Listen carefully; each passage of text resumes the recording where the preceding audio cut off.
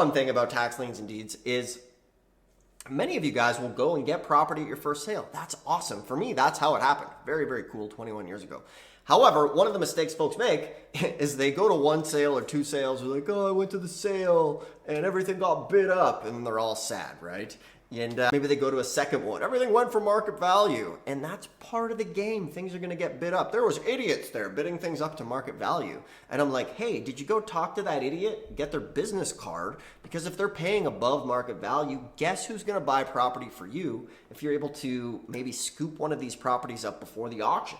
Maybe there's a $100,000 property. You can talk to the homeowner before it goes to auction, get it under contract for 40 grand, and then wholesale it to the dummy who's overbidding and ruining the auction and make $50,000, $60,000. So you always need to look at it that way. People get so sad and upset when they go to these auctions sometimes and they don't get anything. It's like, oh man, you know, I don't mean to be patronizing, but you put in 5 or 6 hours and you didn't get a property. Meanwhile, you're building your expertise. In contrast to like becoming a doctor or a lawyer, the amount of time it takes in this business is very, very little to be able to make more money than a doctor or a lawyer.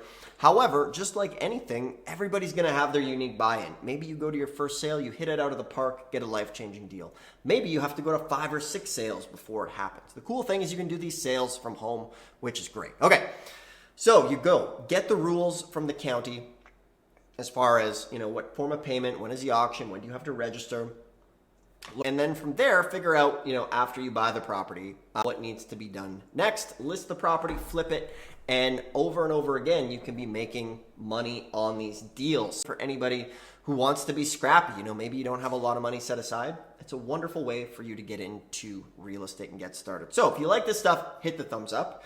If you want some help, where maybe you want to come join us at one of these small groups. For example, I'm going on the next auction. We got some students coming.